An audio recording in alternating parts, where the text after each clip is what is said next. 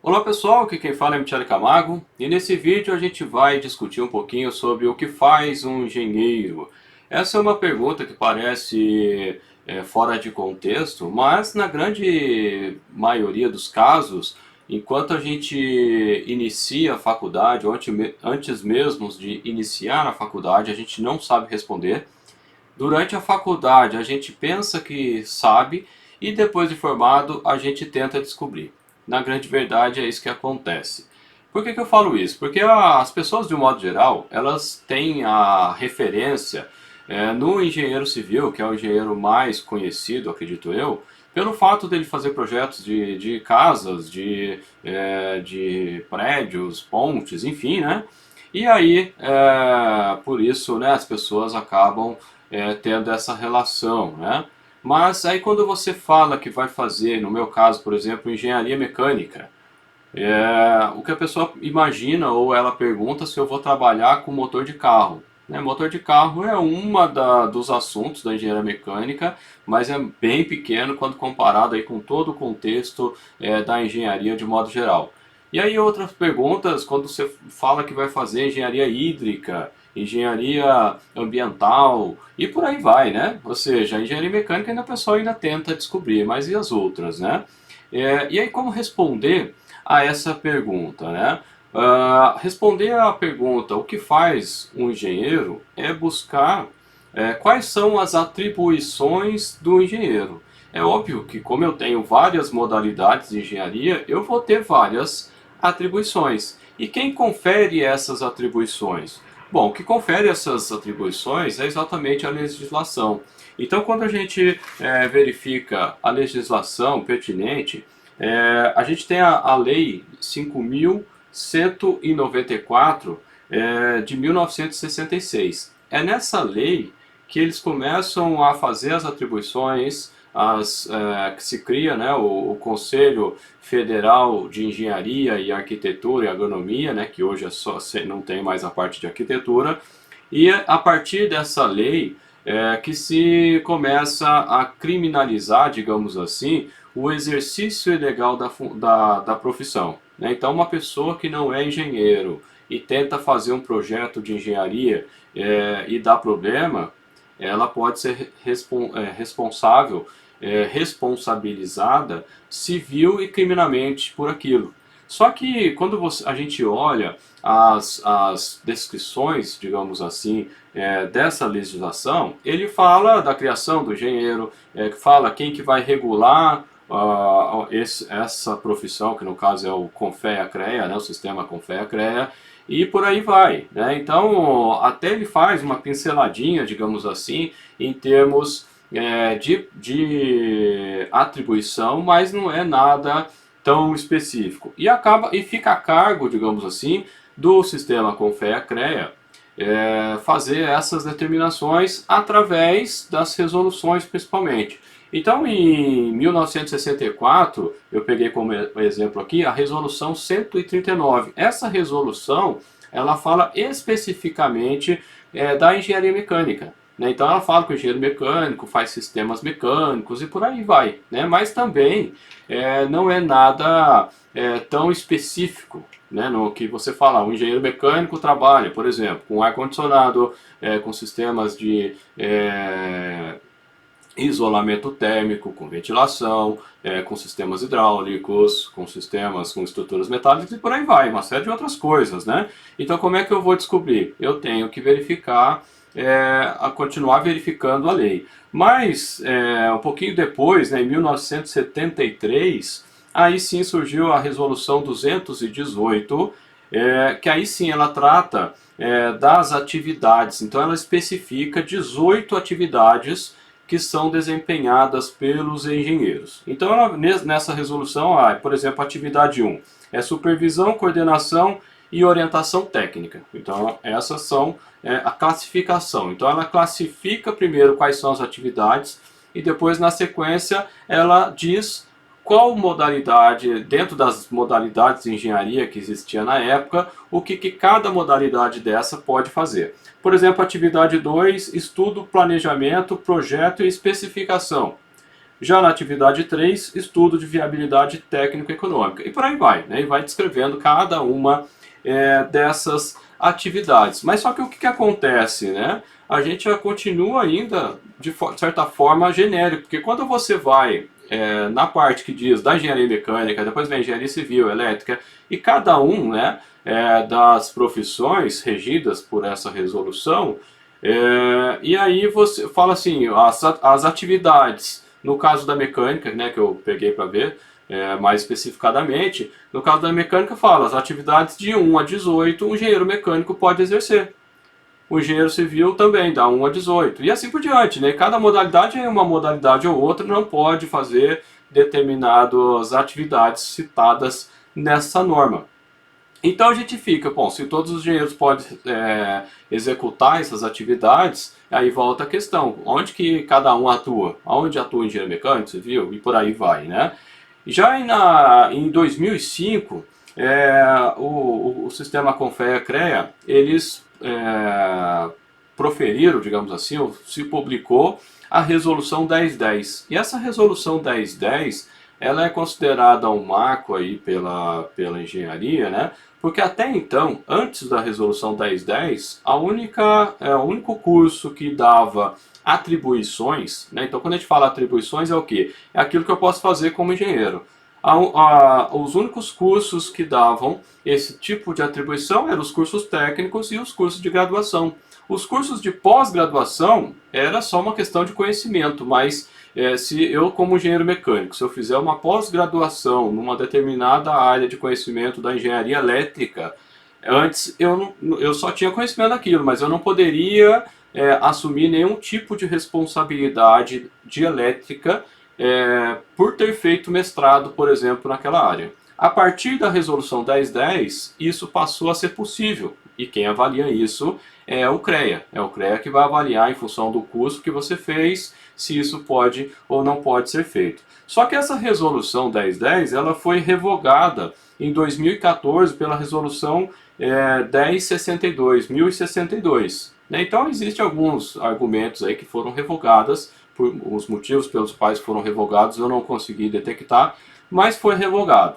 E aí a própria resolução que revogou a resolução 1010, ela dizia que as atribuições anteriores, ou seja, a gente voltava para a resolução 218. Né? Então a gente voltava para a anterior, fora as específicas, né? Eu não estou citando, eu estou citando assim de forma genérica, fora as atribuições específicas. Né? Então, nesse meio tempo aqui, de 2005 a 2014, também teve uma outra resolução, que foi quando houve a separação, né, criou-se, né, o Conselho de Arquitetura e ficou separado. Né? Então teve uma outra resolução que era basicamente semelhante à anterior. E já agora em 2016, a gente tem a resolução 1073, né, 1073. Essa resolução, ela segue a mesma linha da resolução 1010. Eu não comparei uma com a outra para ver qual é exatamente a diferença, né, dessas duas resoluções. Mas o que a gente tem de importante nessa resolução? A gente tem justamente essa questão da pós-graduação também trazer atribuições. Até então, por exemplo, o curso de segurança do trabalho era uma disciplina feita em pós-graduação, ainda é, né, em pós-graduação, só que não tem graduação. E por conta disso, essa pós-graduação ela confere atribuições. Né? Então, quem faz um curso de pós-graduação em segurança do trabalho, ela tem atribuições adicionais daquelas da sua engenharia básica, digamos assim. Né? Então, se eu sou engenheiro mecânico, eu faço a especialização no trabalho, tenho mais atribuições. Mas tirando esses cursos que só tem graduação, eu não tinha isso antes dessas resoluções. E aí vem a questão, né? Como é que eu adquiro então essas atribuições? Você tem que submeter a análise do CREA e ele vai dizer quais são as atribuições que você está apto a atender decorrentes ao curso específico que você fez, de mestrado, doutorado, pós-graduação, de um modo geral. Aí você pode perguntar assim, pô, tô assistindo o vídeo do cara e até agora ele não respondeu a pergunta, o que faz um engenheiro? Então assim, o que faz um engenheiro, o que vai te dar a direção do que você pode ou não fazer como engenheiro é o PPC, que é o plano ou projeto pedagógico do curso. Isso qualquer curso de graduação, para antes mesmo de existir, pode ser um curso novo, esse projeto ele tem que existir. É nesse projeto, é nesse plano pedagógico do curso, que vem discriminar todas as disciplinas que terão naquele curso, qual é o objetivo daquele curso. Então, o curso de engenharia da faculdade que eu fiz, da Unifei, ela tem algumas características diferentes quando comparadas com uma faculdade aqui da região de São Paulo. Por quê? Porque aqui em São Paulo você tem uma indústria automobilística muito forte. Então as faculdades, de modo geral, elas direcionam o curso de engenharia mecânica para atender essa indústria. Então existem disciplinas que eu não vi lá, por exemplo, que existem aqui.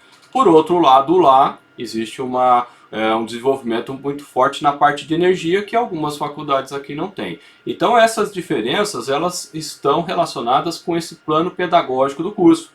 Então se você faz uma disciplina, por exemplo, eu vou dar o exemplo da mecânica porque fica mais fácil para mim, né? Eu cursei na faculdade disciplinas como resistência dos materiais e também e dentro de materiais eu estudei os aços, né? Então os vários tipos de aço, tratamento, etc. e tal. Por conta disso, eu posso fazer projeto de estrutura metálica, de um galpão, por exemplo, incluindo a cobertura.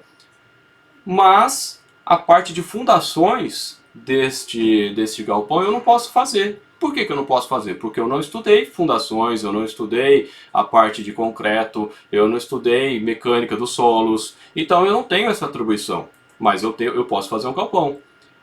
Agora, o engenheiro civil, por outro lado, ele fez todas essas matérias que eu citei, incluindo resistência materiais. Então ele pode fazer o projeto inteiro, por exemplo, desse do galpão que eu relacionei. Só que se ele tiver algumas coisas específicas, ele não vai poder fazer. Por exemplo, uma máquina, isso aí já acaba sendo atribuição do engenheiro mecânico. E assim por diante. Então, é até interessante que eu dei uma pesquisada no site do CREA São Paulo sobre as perguntas mais comuns, né? E uma delas que eu achei interessante perguntava se um engenheiro mecânico ele pode ser responsável completamente de uma assistência técnica de elevador. Né? Por que isso? Porque o engenheiro mecânico é responsável pelo elevador porque é um sistema de cabos ou pode ser hidráulico, enfim. E aí a resposta do CREA é que, inclusive das câmaras, né, que o CREA tem de cada área, diz que sim, porque dentro do curso de engenharia mecânica eu também estudei elétrica, eu também estudei algumas coisas relacionadas à elétrica, então eu tenho essa competência. Mas hoje em dia, como os sistemas dos elevadores, eles têm vários sistemas já eletrônicos, ele diz que é prudente que um engenheiro habilitado em eletricidade esteja envolvido.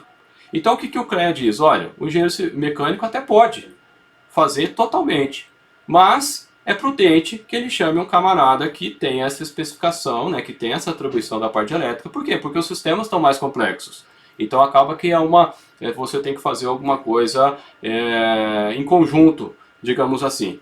Então é uma das coisas que o próprio CREA diz. Então respondendo a pergunta, o que faz o engenheiro? Se você tem dúvida, o que vai responder o que faz o engenheiro, primeiro as matérias que você estudou ou vai estudar na faculdade, e segundo, principalmente nos 2 últimos anos, né? Então nos 2 últimos anos eu estudei máquinas térmicas, eu estudei sistemas ar-condicionado, eu estudei ventilação, eu estudei manutenção, e por aí vai. Fugiu agora as outras, máquina de fluxo, e por aí vai, né? Uma série aí de disciplinas. Então o que vai dizer que você pode fazer, ou vai te dar um indício, é justamente as matérias que você estudou na faculdade.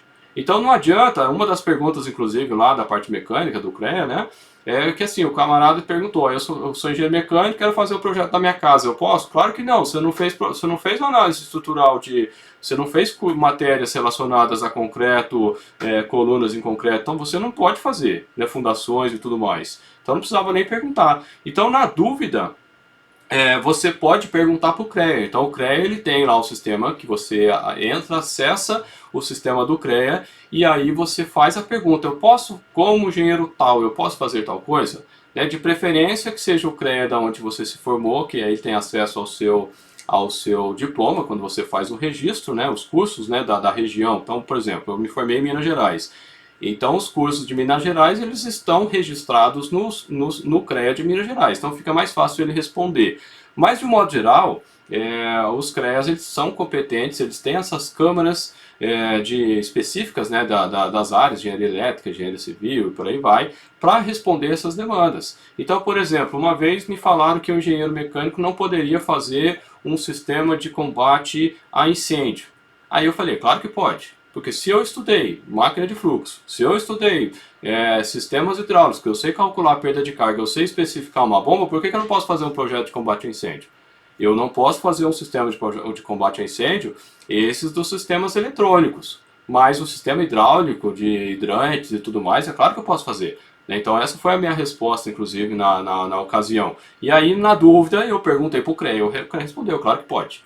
Então, na dúvida sobre o que você pode fazer, você deve consultar o CREA. Então, se você já é engenheiro formado, se você é recém-formado e de repente alguém quer te contratar para fazer um determinado trabalho e você tem dúvidas se você pode ser responsável técnico por aquilo, minha sugestão é faça a pergunta ao CREA antes de pegar o serviço. Porque se você pega o serviço para fazer e de repente você não pode, mesmo que você saiba fazer, mas você não pode assinar o projeto, aí você tem duas opções. Você vai ter que ou declinar, perder o trabalho que você fez, ou você vai ter que chamar alguém que tem aquela competência para fazer aquele determinado trabalho. Beleza, pessoal? Agora eu quero saber de você, o que você achou do vídeo, o que você achou da dica. Escreva nos comentários se você gostou, se você não gostou, pode colocar também. Se gostou, dê o joinha, compartilha e a gente se vê no próximo vídeo. Beleza, pessoal? Um abraço e até a próxima.